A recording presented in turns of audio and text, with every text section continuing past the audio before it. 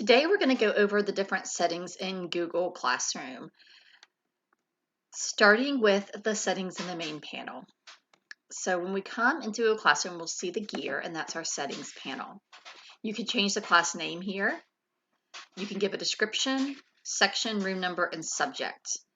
I recommend that these stay consistent across a school and team just to make it easier. The general settings include the class code. You can choose to display class code. That will make it show up on the main panel. You can copy it, you can reset it, and you can even disable it. Maybe it's a classroom that you're using for small group only. Then you might want to disable it when it's not being used so that students don't accidentally go to the wrong classroom. So display puts it in the main header. Copy lets you copy and paste it elsewhere. Reset changes it, good thing to do each year. And then disable takes away the class code so students cannot join with it, which is also a good thing to do maybe for older kids. You control who joins. So stream, you have three options. You have students can post and comment, students can only comment, and only teachers can post or comment. So I would imagine one of these two is the most helpful. Teacher can post, students can only write comments on what the teacher posts. When you do this one, the students can post and comment, it gets a little crazy. In old Google Classroom, it was helpful because you could use that as a chat board. But now the Google Classroom has that question feature that allows students to reply back to each other. There's really no reason to have students posting on the mainstream anymore. So as a classroom teacher, I would probably choose students can only comment. So if I do make a post, they can ask me a question on the post. But I have mine turned to only teachers can post or comment. So classwork on the screen. You can do attachments and details show, or you can do show condensed, or you can hide notifications. So depending on the purpose of your stream, maybe your stream is just for reminders and you don't want anything else on that stream to cloud it up, then you hit hide notifications. So when you assign something new, it will not show up on the stream. If you do condensed notifications, it shows up on the stream just nice and small, like a little one-liner. If you do show attachment and details, it gives all the information. So I'll just show you hide notifications. I have nothing on my stream. I haven't written anything on this particular stream.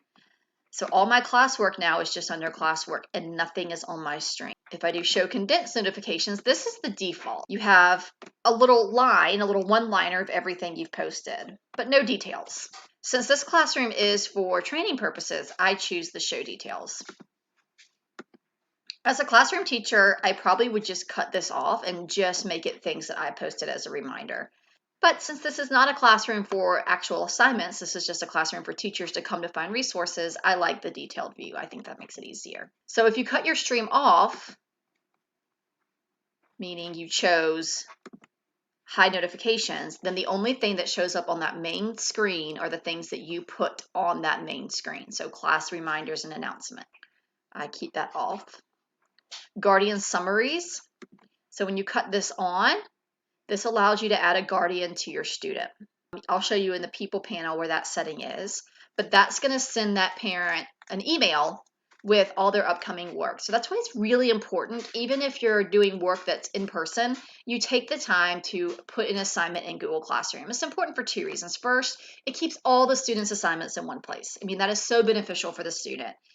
Second, it shows up on that summary. So even if they're doing an art type integration project, you still have an assignment for that in here, so it shows up on that summary. So Guardian summaries, you can leave that on or off. Definitely, I think it's a great thing that parents can have that connection. You add the individual guardian, so if you cut it on, but you don't want it for every student, you can maybe just use it for those students that are having a hard time keeping up with work. So here's where our meet code is. By clicking here, you can copy the meet code, so you can paste it, or you can reset it. And this is what I kind of consider the lock and unlocking of the door. So if I cut it off to students, they don't see my meet code anymore on the main panel. My room is locked. They can't go into my meet. If I unlock it, they can see it.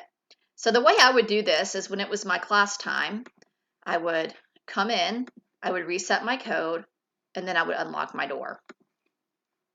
At the end of the class, as we're leaving it and going out, the meet's over, and I'm the last teacher in the room and I leave, I would come and I would take it away from students. And so this just keeps that meat contained to you. It keeps it secure. Grade calculation. You can choose total points or weighted by category. So you can control your grading system here. You can show overall grade to students or choose not to. That's really a personal thing. I kind of prefer students not getting stuck on an average. So I would probably keep that off. And then if you were going to do categories, you'd add your grade categories here. So you can add the category, how many points it's worth out of your total, and then just keep going down. So this might be an extra step in setup, but I think it's absolutely a worthy step because it keeps your gradebook in Google Classroom accurate and representative of what the grade will be in PowerSchool or whatever you use. So as these settings, I cut off my Google Meet so it's no longer showing up. So we can kind of see that taking effect here. These settings are for your header, so you can select a theme. Google Classroom has lots of great themes. Or you can upload your own. Google will put the gray over it. There's really no good way around it. Even going and messing with the code is a temporary fix. So I would just keep that in mind when you're choosing your header to make sure it's something bright. So this header in real life has a bright white background and very, very light pink carpet. So everything's nice and bright so it can handle the gray overlay without looking bad. So those are all the settings under the gear. So coming over to people, we can see how to add guardians.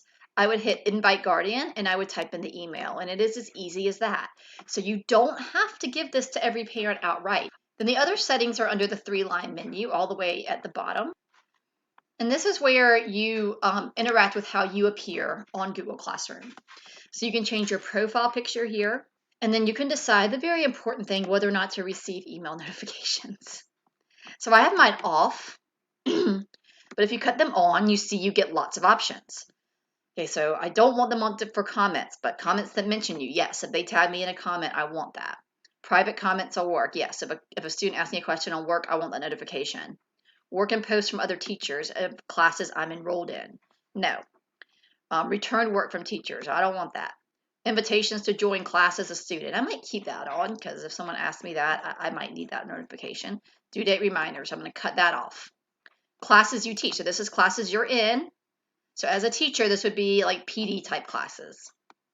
These are classes you teach. So do you want notifications of late submissions?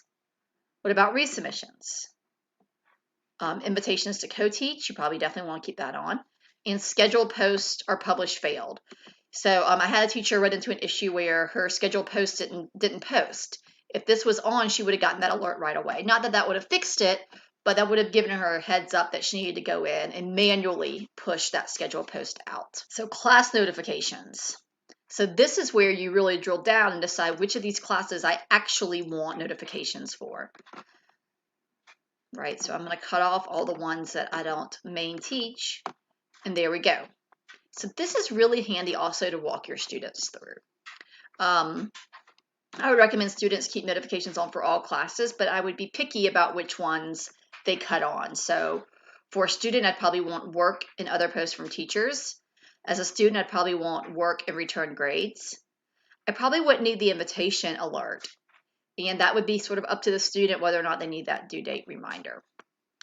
So these are all under our main 3 lines down at the very bottom, which is cut off a little bit on the screen, but right below archive classes, that is where my other settings are. So these email notifications as a teacher really can save your sanity because that inbox can get crazy with those alerts. So that's an overview of the settings.